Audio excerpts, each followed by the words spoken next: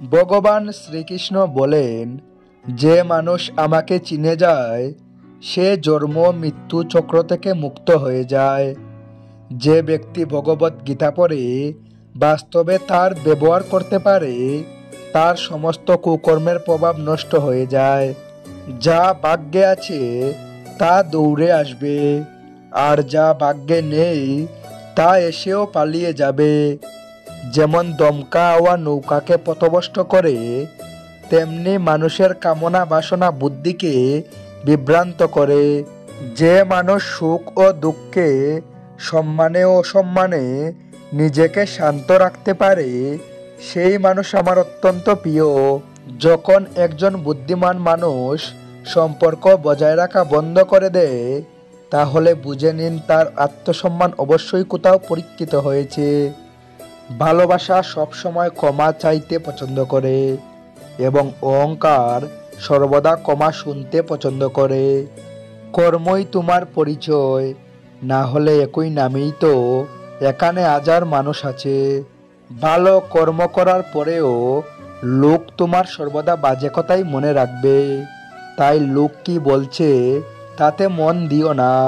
যতটা সম্ভব চুপ থাকাই ভালো, কারণ সব থেকে বেশি অপরাধ মানুষের জিহ্বাই মানুষকে দিয়ে করায়। কাউকে প্রতারণা করা ধারের মতো, যা আপনি একদিন অন্য কারোর থেকে অবশ্যই ফেরত পাবেন।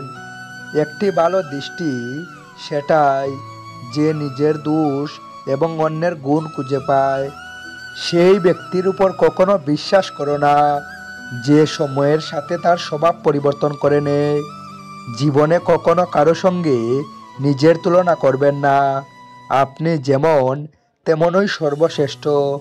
সবাই তার জীবন পরিবর্তন করার সময় পায়, কিন্তু সময় পরিবর্তন করার জন্য নতুন জীবন পাওয়া যায় না। যা উয়ার তা অবশ্যই হবে, আর যা উয়ার নয় তা কখনোই হবে না। এমন নিশ্চয়ই যার বুদ্ধিতে আছে তাকে চিন্তা কখনো কষ্ট দেয় না। ভালো মনে করা কোনো কাজ কখনো ব্যর্থ হয় না, আর তার ফল আপনি অবশ্যই পাবেন। জীবনের সব থেকে বড় ভুল সেটাই যে ভুল থেকে আমরা কিছু শিখতে পারি না। তুমি আজকে যে কর্ম করছো তার ফল তুমি কালকে অবশ্যই পাবে, আর আজ যা তোমার কাছে আছে তা তোমার দ্বারাই উহা কোনো কর্মের ফল।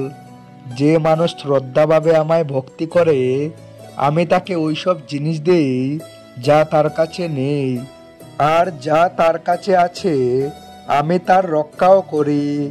কারোর ভালো না করতে পারলে কারোর খারাপ করো না, কারণ পৃথিবী দুর্বল হতে পারে, কিন্তু পৃথিবী যিনি বানিয়েছেন তিনি দুর্বল নন। মানুষ যে রূপে ঈশ্বরকে দেখতে চায় ঈশ্বরও সেই রূপে মানুষকে দর্শন দেয়। সত্য কখনো দাবি করে না যে আমি সত্য, কিন্তু মিথ্যা সব সময় দাবি করে যে শুধুমাত্র আমিই সত্য। শ্রীকৃষ্ণ বলেন যে কুকর্ম করা মানুষ রাক্ষস প্রবৃত্তির সঙ্গে জুড়ে আছে, আর যাদের বুদ্ধি মায়া হরণ করেছে তারা আমার পুজো এবং আমাকে পাওয়ার চেষ্টা করে না। সৎসঙ্গ ব্যক্তিদের সর্বদা ভালো ব্যবহার করা উচিত, কারণ তাদের পদচিহ্নের উপর সামান্য ব্যক্তিরা নিজের পথ চলে। এই সম্পূর্ণ সংসারে কেউ মহান হয়ে জন্মায় না, তার কর্মই তাকে মহান করে তোলে। গীতায় বলা হয়েছে কেউ তার কর্ম থেকে পালাতে পারবে না, কর্মের ফল তো অবশ্যই ভুগতে হবে। সঠিক কর্ম সেটা নয় যার পরিণাম সর্বদা সঠিক হয়, বরং সঠিক কর্ম সেটাই যার উদ্দেশ্য কখনো ভুল নয়। মানুষ সব সময় তার ভাগ্যকে দোষ দেয়, এটা জেনেও যে ভাগ্যের উপরেও তার কর্ম, যা তার নিজের হাতে আছে। জন্ম নেওয়া ব্যক্তিদের মৃত্যু ততটাই নিশ্চিত যতটা মৃত ব্যক্তিদের আবার জন্ম নেওয়া। তাই যা অপরিহার্য তার উপর শোক করো না। মানুষ তার হৃদয় দিয়ে যা দান করতে পারে হাত দিয়ে তা পারবে না, আর চুপ থেকে সে যা বলতে পারে তা শব্দ দিয়ে বলতে পারবে না। যে জিনিস আমাদের হাতের বাইরে, তার জন্য সময় নষ্ট করা মূর্খতা হবে। কোনো ব্যক্তি না তো সময়ের আগে, না তো ভাগ্যের থেকে অধিক কিছু পাবে, কিন্তু তা পাওয়ার জন্য সর্বদাই প্রয়াসী হওয়া উচিত। ইতিহাস বলে গতকালে সুখ ছিল, বিজ্ঞান বলে কালকে সুখ হবে, কিন্তু ধর্ম বলে যদি মানুষের মন পরিষ্কার ও ভালো হয় তাহলে প্রতিদিনই সুখের হবে। ক্ষমা করা এবং শান্ত থাকতে শিখুন, তাহলে এমন শক্তিবান হবেন পাহাড়ও রাস্তা তৈরি করে দেবে। খুব সুখে এবং খুব দুঃখে কোনো সিদ্ধান্ত নেওয়া উচিত নয়, কারণ এই দুটি পরিস্থিতি আপনাকে সঠিক সিদ্ধান্ত নিতে দেবে না। যারা ব্যক্তি আধ্যাত্মিক জগৎ পর্যন্ত পৌঁছে গেছে তাদের পথ হলো নিঃস্বার্থ কর্ম। যারা ভগবানের মধ্যে বিলীন হয়ে গেছে তাদের পথ হলো স্থিরতা এবং শান্তি। মানব কল্যাণই ভগবদ্গীতার প্রধান উদ্দেশ্য। এই জন্য মানুষদের নিজের কর্তব্য পালন করার সময় মানব কল্যাণকে প্রথমে রাখা উচিত। এ অর্জুন, যে ব্যক্তি বাস্তবে আমার উৎকৃষ্ট জন্ম গতিবিধি বুঝে যায় সে শরীর ত্যাগ করার পরে আর জন্মগ্রহণ করে না, আমার পরম ধাম প্রাপ্ত করে। যে ব্যক্তি সমস্ত ইচ্ছা ত্যাগ করে লোভ লালসা থেকে মুক্ত হয়ে যায় সে অপারে শান্তি প্রাপ্ত করে। ভগবান আমাদের যা কিছু দিয়েছেন তাই আমাদের জন্য পর্যাপ্ত, এটি একটি অপরিবর্তনীয় সত্য। ভগবানের কাছে করা প্রার্থনার দ্বারা মানুষের পরিস্থিতি পরিবর্তন হোক বা না হোক, কিন্তু ওই প্রার্থনা মানুষের চরিত্রের অবশ্যই পরিবর্তন আনবে। চুপ থাকার থেকে বড় কোনো উত্তর নেই, আর ক্ষমা করে দেওয়ার থেকে বড় কোনো শান্তি নেই। যে মানুষের কাছে সবার শক্তি আছে সেই ব্যক্তির সাথে কেউ প্রতিযোগিতা করতে পারে না। আমাদের অতিরিক্ত চিন্তা এবং মনের ভয় এমন একটি রোগ যার ফলে আমাদের আত্মশক্তি ভেঙে যায়। মানুষকে তার জীবনের সমস্যাগুলি থেকে পালানো উচিত নয়, আর ভাগ্য আর ভগবানের ইচ্ছা এই সমস্ত অজুহাত দেওয়া উচিত নয়। শ্রীকৃষ্ণ বলেন, আমি উষ্ণতা দেই, আমি বর্ষা করাই, আর এগুলোকে বন্ধ আমি করি। আমি অমরত্ব, আমি মৃত্যু, আমার জন্য কেউ ঘৃণিত নয় এবং কেউ অত্যন্ত প্রিয় নয়। কিন্তু যে ব্যক্তি ভক্তি সহকারে আমার পুজো করে সে আমার সাথে এবং আমি তার সাথে থাকি। ঈশ্বরের শক্তি মানুষের মনোভাবনা এবং মনের গতিবিধির মাধ্যমে সদা তার পাশে থাকে। পৃথিবীতে আমাদের সামনে যে কোনো পরিস্থিতি আসুক না কেন নিজের জীবনকে ভগবানের উপর ছেড়ে দেবেন, কারণ আপনি সারা জীবনের যে কাজ করতে পারবেন না ভগবান এক মুহূর্তে সে কাজ করে দেবেন। অস্ত্র কেবল শরীরকে আঘাত দেয়, কিন্তু মানুষের বলা শব্দ আত্মাকে আঘাত দেয়। পৃথিবীতে কেবল মাতা ও পিতাই এমন মানুষ যারা চান যে তাদের সন্তান তাদের থেকেও বড় কিছু করুক। সময় মানুষের তৈরি পথে চলে না, মানুষকে সময়ের তৈরি পথে চলতে হয়। এটাকেই নিয়তি বলে। জীবন কঠিন তখনই লাগে যখন নিজের মধ্যে পরিবর্তন আনার বদলে পরিস্থিতি পরিবর্তনের চেষ্টা করে। সংসারের মধ্যে যেটা সুখ মনে হয় তার মধ্যে দুঃখ মিশে থাকে, কিন্তু সংসারের বাইরে সুখ দুঃখের থেকেও অখণ্ড আনন্দ প্রাপ্ত হয়। জীবনে এতটাই সংঘর্ষ করা উচিত যে নিজেদের সন্তানের আত্মবিশ্বাস বাড়ানোর জন্য অন্যদের উদাহরণ যেন না দিতে হয়। জীবনে অর্ধেক দুঃখ এই কারণেই জন্ম নেয় যে মানুষের মন সর্বদা আশায় ভর্তি থাকে এই আশাগুলোকে ত্যাগ করে দেখুন, জীবনে সুখ আর সুখই আসবে। কেউ আপনার নিন্দা করলে চিন্তিত হবেন না, কারণ ওই লোকগুলো আপনাকে মহাত্মা দেওয়ার উপায় জানে না। কোনো কিছু জানার শক্তি, মিথ্যেকে সত্যি থেকে পৃথক করার যে বিবেক বুদ্ধি, তার নামই জ্ঞান।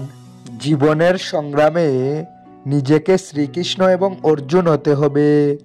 প্রতিদিন নিজেই সারথি হয়ে মহাভারতের যুদ্ধের মতো জীবন যুদ্ধে লড়তে হবে। আমরা কিছু না বললেও তবুও তিনি শুনে নেন, তাই উনার নাম পরমাত্মা। তিনি কিছু না বললেও আমরা যদি শুনতে পাই, তার নামই শ্রদ্ধা। সবার সাথে এমন ব্যবহার করুন যাতে কেউ আপনার সম্বন্ধে বাজে কথা বললেও কেউ তার কথা বিশ্বাস করবে না। সম্পর্ক সেই আত্মগুলোর সাথেই জুড়ে যাদের সাথে আগের জন্মে আমাদের কোনো সম্পর্ক ছিল। না হলে পৃথিবীর এত ভিড়ে কে কাকে চিনে। শ্রীকৃষ্ণ বলেন, আমি বিধাতা হয়েও বিধির বিধানকে আটকাতে পারবো না।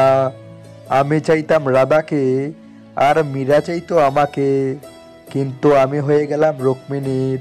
ফলের অভিলাষ ছেড়ে কর্মে মনোযোগ দেওয়া ব্যক্তি জীবনকে সফল করতে পারে। জীবনে অহংকারও জরুরি। যদি কথা, অধিকার, চরিত্র সম্মানের হয়, সেবা সবার করুন, কিন্তু আশা রাখবেন না, কারণ সেবার সঠিক মূল্য ভগবানই দিতে পারে, কোনো মানুষ নয়। মানুষ নিজের ব্যবহারই নিজের রহস্য খুলে ফেলে। ভুল হওয়াটা প্রকৃতি, তা মেনে নেওয়াটা সংস্কৃতি, আর তা ঠিক করে নেওয়াটাই প্রগতি। মানুষ গড়, সম্পর্ক, বন্ধুত্ব সব বদলে নেয়, কিন্তু তবুও উদাসীন থাকে, কারণ সে নিজেকে বদলায়নি। ভগবানের সিদ্ধান্তের উপর কখনোই সন্দেহ করবেন না। যদি আজকে শাস্তি পাচ্ছেন, তাহলে আগে কোনো ভুল অবশ্যই করেছেন। দুঃখ এবং সমস্যা মানুষকে চিন্তিত করার জন্য নয়, বরং তার যোগ্যতা এবং আত্মবিশ্বাসের পরীক্ষা নেওয়ার জন্যই আসে। যদি আপনি সমস্যার সমাধান করতে পারেন, তাহলে চিন্তা কেন করছেন? আর যদি সমস্যাটির কোনো সমাধান না থাকে, তাহলে চিন্তারও কোনো প্রয়োজন নেই। যে ব্যক্তির মন শান্ত, যে ব্যক্তি কথা বলার সময় এবং নিজের কাজ করার সময় শান্ত থাকেন, তিনিই সত্যকে লাভ করেছেন, আর তিনি দুঃখ কষ্ট থেকে মুক্ত হয়ে গেছেন। যা হয়েছে তা ভালোই হয়েছে, যা হচ্ছে তা ভালোই হচ্ছে, আর যা হবে তাও ভালোই হবে। একজন বুদ্ধিমান ব্যক্তি নিজের দুর্বলতাকে এমনভাবে দূর করে নেয়, যেমন একটি স্বর্ণকার সোনার মধ্যে থাকা প্রতিটি কাঠকে বেছে বেছে বার করে দেয়। শুধু সময়ের উপর নির্ভর করে বসে থাকবেন না। ভাগ্যবানের হাত খালি থাকতে পারে, পরিশ্রম করা ব্যক্তির নয়। আপনি আপনার চিন্তা পরিবর্তন করুন, নিশ্চিত রূপে এই চিন্তাগুলি আপনার জীবন বদলে দেবে। কিছু রাস্তায় আপনাকে একাই চলতে হবে, না কোনো পরিবার, না কোনো বন্ধু, না কোনো সাথী, শুধু আপনি আর আপনার সাহস। যদি ভগবান আপনাকে নতুন করে শুরু করার সুযোগ দেয়, তাহলে পুরনো ভুলগুলোকে আবার করবেন না। যে কাজ সব থেকে বেশি গুরুত্বপূর্ণ এবং কঠিন, সব থেকে আগে সেই কাজটাই করো। জীবনে যা কিছু হয় তা কোনো না কোনো কারণেই হয়। হয় সে আপনাকে তৈরি করে যাবে, না হলে কিছু শিখিয়ে যাবে। স্বার্থ না থাকলে মানুষ বলা তো দূর, দেখাও বন্ধ করে দেয়। তাই আশা শুধু নিজের উপরেই রাখো। রাস্তা কখনোই শেষ হয় না, শুধু মানুষ সাহস হারিয়ে ফেলে। সাঁতার শিখতে হলে জলে নামতেই হবে, তীরে বসে কেউ সাঁতারু হতে পারে না। ক্ষণিকের আরাম ছেড়ে সে যদি অনেক খুশি দেখতে পায়, তাহলে একটি বুদ্ধিমানদের ব্যক্তি ক্ষণিকের আরাম ছেড়ে বড় খুশি প্রাপ্ত করে। জীবনের যাত্রায় বিশ্বাস আপনাকে পুষ্টি যোগায়। সৎকর্ম একটি গড়ের মতো, জ্ঞান দিনের আলোর মতো, আর এদের সহযোগিতা আপনাকে সুরক্ষা দেয়। বিপদ শত্রুদের থেকে নয়, আপনার আশেপাশের লোকদের থেকেই আসে। কারণ নৌকা বাইরের জলের জন্য নয়, নিজের ভিতরের ছিদ্রের জন্যই ডুবে যায়। সামান্য কিছুতেই মানুষ আপনাকে ছেড়ে চলে যায়, কিন্তু ঈশ্বর আপনাকে সামান্য প্রার্থনায় কাছে টেনে নেন। নিজের কর্মকে ভয় করো, ভগবানকে নয়। ভগবান ক্ষমা করে, কিন্তু তোমার কর্ম নয়। এটাই অপরিবর্তনীয় সত্য। যেমন একটি বাছুর তার মাকে 100টি গরুর মাঝেও খুঁজে নিতে পারে, একইভাবে কর্ম তার কর্তা খুঁজে নিতে পারে। আজ না হলে কাল সে তার কর্তা খুঁজেই নেবে। যদি আপনার উদ্দেশ্য পরিষ্কার হয় এবং উদ্দেশ্য সঠিক হয়, তবে অবশ্যই ঈশ্বরও আপনাকে কোনো না কোনোভাবে সাহায্য করবেন। আপনি জীবনে যত বেশি শান্ত থাকবেন, তাহলে আপনি সর্বদা শক্তিশালী হবেন। কারণ লোহা তখনই শক্তিশালী হয় যখন ওটি ঠান্ডা থাকে। গরিব থাকলে কেউ পাত্তা দেবে না, পরিশ্রম করলে সবাই আসবে এবং সফল হলে সবাই হিংসা করবে। তাই আপনি নিজের কর্ম করে যান। জীবন একটি হিসাব, যা ফিরে গিয়ে সংশোধন করা যায় না। তাই আজই উন্নতি করুন এবং পুরনো জিনিসগুলোকে অভিজ্ঞতা হিসাবে ব্যবহার করুন। যে জীবনে উদ্যম, লক্ষ্য ও শৃঙ্খলা নেই, তাকে জীবন বলা হয় না, তাকে বলা হয় নষ্ট জীবন। কখনো কখনো আপনি কিছু ভুল না করেই খারাপ হয়ে যান, কারণ লোকেরা আপনাকে দিয়ে যা করাতে চায় আপনি তা করেন না। তাই যে ব্যক্তির হৃদয়ে সত্যিকারের মানবতা রয়েছে, তার চিন্তা সর্বদাই থাকবে যে আমি যে যন্ত্রণা ভোগ করেছি তা যেন কেউ ভোগ না করে, আর আমি যে সুখ পেয়েছি তা সবাই যেন পায়। আমি এসেও দেখেছি, আর কেঁদেও দেখেছি, কাউকে পেয়েও দেখেছি, আর হারিয়েও দেখেছি, এবং বুঝতে পেরেছি যে জীবনে কেবল তারাই বাঁচতে পারে যারা একা থাকতে শিখে গেছে। তো বন্ধুরা, ভিডিওটি ভালো লেগে থাকলে প্লিজ একটি লাইক করবেন আর শেয়ার করুন আপনার সমস্ত বন্ধুদের। Thanks for watching Unakoti motivation.